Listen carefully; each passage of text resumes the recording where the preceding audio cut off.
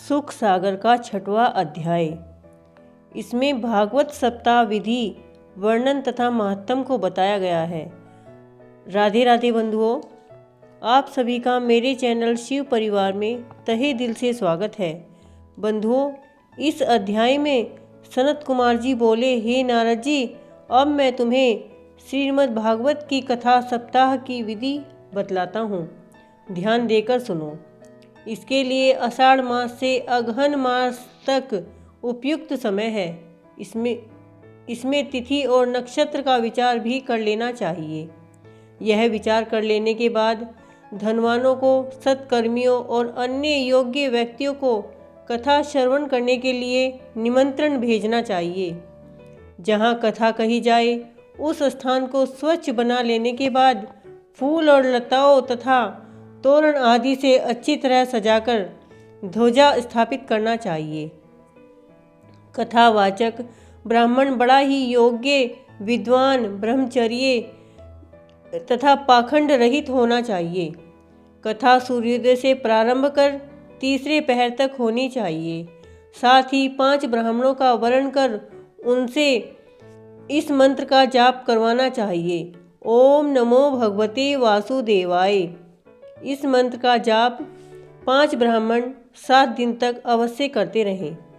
कथा के बीच में मल मूत्र त्याग बाधक ना हो, इसके लिए यदि सप्ताह भर उपवास न रखा जा सके तो केवल हरिशान अन्न ही ग्रहण करें।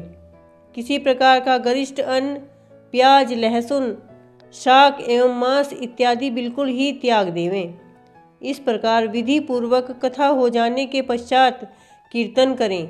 यदि श्रोतागण विरक्त हो तो गीता पाठ द्वारा, और यदि गृहस्थ हो तो श्रीमद् भागवत के 10वें स्कंद के प्रत्येक श्लोक द्वारा घी, शहद, तिल, खीर आदि अन्नों से हवन करें। यज्ञ में कुछ न कुछ दोष रह ही जाता है, इसलिए उसकी शांति के लिए अंत में विष्णु सहस्त्र नाम का पाठ होना चाहिए। सूत जी ने कहा, हे सोनक जी, इस प्रकार सनत कुमार ने नारद जी को श्रीमद् भागवत के कथा की विधि और महत्तम बतलाकर स्वयं सप्ताह भर कथा यज्ञ किया, जिसे सुनकर नारद जी आनंद विभोर हो गए और वे सनत कुमार आदिकों की प्रार्थना करने लगे।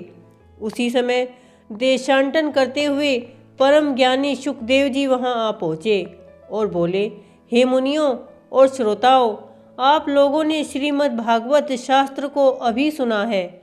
यह वेद रूपी कल्प वृक्ष का अमृत रूपी रस है, जिसकी क्षमता का कल्याणकारी कोई ग्रंथ नहीं है। इसी समय उद्धव और अर्जुन के साथ वहाँ प्रहलाद जी भी आ उपस्थित हुए। फिर क्या था, प्रहलाद जी विष्णु भगवान का गुणानुवाद गाने लगे, उद्धव जी झांझ बजाने और नारद जी वीणा बजाने लगे। इस अलौकिक भक्ति को देखकर विष्णु भगवान प्रसन्न हो गए और प्रकट होकर बोले, तुम्हारी इस कथा और कीर्तन में से मैं बहुत प्रसन्न हूँ, वर मांगो। इन लोगों ने कहा, हे प्रभु, हम केवल यह चाहते हैं कि जहाँ भी कहीं श्रीमद् भागवत की कथा हो वहाँ आप पधारें। भगवान ने एव मस्तु कहा और अंतर ध्यान हो गए। शौनक जी ने सूत जी से पूछा कि इस कथा को शुकदेव जी ने राजा परीक्षित से तथा गोकर्ण ने धुंधुकारी से और सनत कुमार ने नारद जी से कब कहा, यह मुझे बताइए। सूत जी बोले कि श्री कृष्ण के परम धाम चले जाने और कलयुग के आ जाने के 30 वर्ष बाद भाद्रपद मास की नौमी को शुकदेव जी ने इस कथा को राजा परीक्षित से कहा था। कलयुग के 200 वर्ष व्यतीत हो जाने पर आषाढ़ शुक्ल पक्ष की नवमी को गोकर्ण ने धुंधुकारी से कहा था, और कलयुग के 300 वर्ष व्यतीत हो जाने पर कार्तिक शुक्ल पक्ष की नवमी को सनत कुमार ने नारद जी से कही थी।